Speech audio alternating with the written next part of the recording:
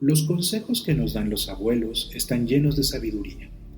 A veces, aplicarlos a la actualidad y a nuestro estilo de vida cuesta trabajo. Sin embargo, la experiencia avala lo que sus palabras dicen, y aunque parezcan cosas inventadas o fuera de la realidad, hay veces que sus advertencias son más literales, sobre todo de aquello que está más allá de lo que nuestro moderno entendimiento puede validar. Y solo ellos, los ancianos, parecen ser los que conviven en armonía con sucesos inexplicables o con entes que para nosotros solo son leyendas. Mamá Juanita vivía alejada de la mayoría de la gente, en su cabañita casi en la punta de un cerro que estaba bastante lejos del centro del pueblo. Estaba rodeada por frondosos árboles. El que más resaltaba era un gran nogal que crecía junto a su casa, brindándole sombras en tiempos cálidos y la protegía de los vientos en invierno. Pero tenía algo peculiar. Este árbol estaba siendo invadido por una plaga, una planta huésped con espinas que empezaban a enrollarse en el tronco y tarde o temprano terminaría por matar a ese hermoso árbol. Ella se rehusaba a mudarse a la capital junto con su hijo. Decía que la vida de citadina no era para ella. Conocía perfectamente sus tierras. No quería adaptarse a su edad a algo nuevo. Por tanto, cada fin de semana, su hijo nos llevaba a nosotros, los nietos, para que la acompañáramos y no estuviera sola. Honestamente, creo que ella valoraba más su soledad que el cuidar a 5 niños traviesos que corrían por todos lados, jugando entre los árboles, nadando en el río, gritando y rompiendo la paz que ese lugar tenía. Pero a pesar de lo insoportable que podíamos ser, siempre nos demostró mucho cariño. La única regla que mamá Juanita le imponía a mi padre era que fuera por nosotros, sin falta, antes que oscureciera el domingo. Si veía que empezaba a atardecer y él no llegaba por nosotros, nos llevaba al centro del pueblo para que nos recogiera ahí. Pero en algún momento ella tuvo un accidente y se rompió la pierna. No lo supimos hasta que llegamos como cada viernes con ella. Al verla en esa condición y lo difícil que era el hacer su vida normal, su hijo decidió que dejaría a mi hermana y a mí con ella para que la cuidáramos. Mamá Juanita se negó rotundamente, ya que ella podía cuidarse sola, pero la insistencia fue tal que terminó por ceder, con la condición nuevamente que fuera por nosotros sin falta el domingo antes que anocheciera. Durante ese fin de semana los juegos y diversión se volvieron en cuidados, atenciones y todo lo que ella quisiera para hacerle la vida más fácil, al menos en lo que 2 niños, uno de 10 y una de 11, pudieran ayudar. Nos mandó por agua al río y a recoger algunas papas del pequeño huerto que tenía atrás de la casa, y a recolectar huevos de las 2 únicas gallinas que custodiaba celosamente. Le dije que le ayudaría a liberar al nogal de esa planta para que no terminara por matarlo, pero me dijo con una voz seca y cortante: No te acerques a esas espinas, si no ellas se enojarán y no será agradable para nadie. Esto captó al instante la atención de mi hermana y evidentemente la mía.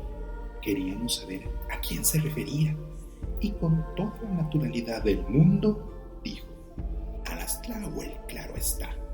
Ellas se sientan todos los domingos en las ramas del nogal y toman las espinas de la enredadera usándolas como peinetas y cepillan sus melenas toda la noche para irse al alba del lunes. Por eso no quiero que toquen esas espinas. Ellas las cortan y así el árbol nunca quedará infectado. No quisiera saber qué harían si se les molesta. Nosotros no creímos el cuento.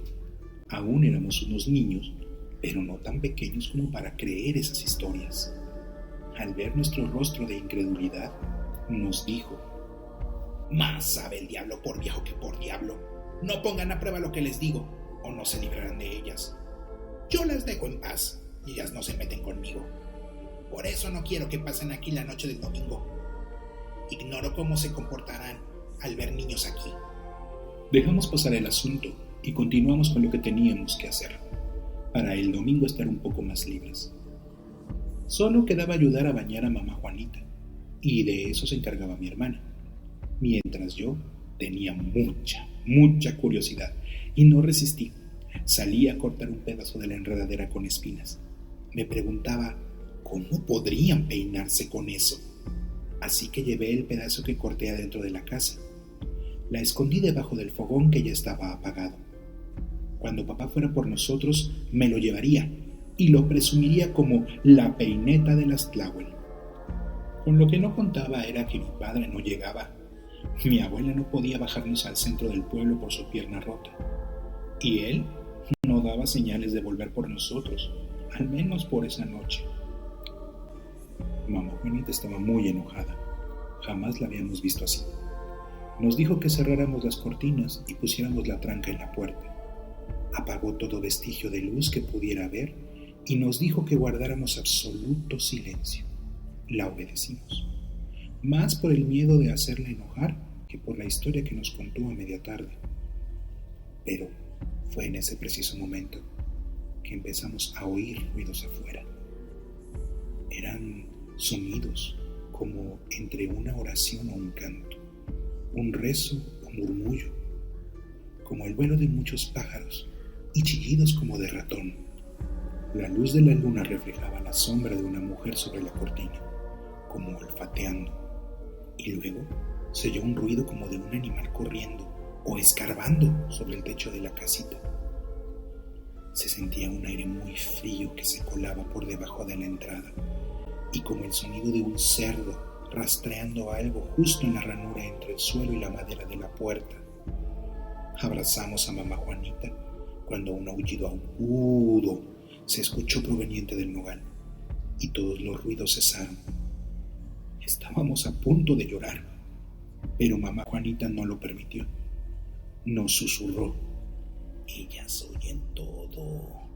Si escuchan gimoteos no nos dejarán en paz. Ahorita ya deben de estar en las ramas del nogal peinándose.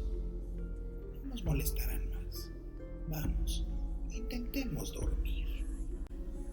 Justo en ese momento, unos lloriqueos venían de afuera. Eran ellas las que lloraban sobre el nogal. Yo tenía terror de decir que había cortado un pedazo de la enredadera, pero debía hacerlo. Fui al fogón y saqué el pedazo de enredadera enseñándoselo a mi hermana y a mamá Juanita, quien se llevó las manos a la boca con una mirada que jamás pensé ver.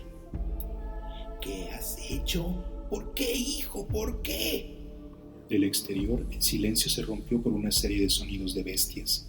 No sabíamos si eran coyotes, cerdos, aleteos y graznidos de aves, pero estaban muy alteradas.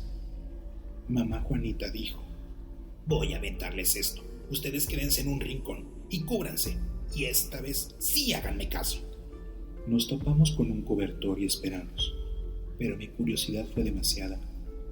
Solo descubrí parte de mi rostro y vi a mamá Juanita tomar el pedazo de la enredadera en sus manos.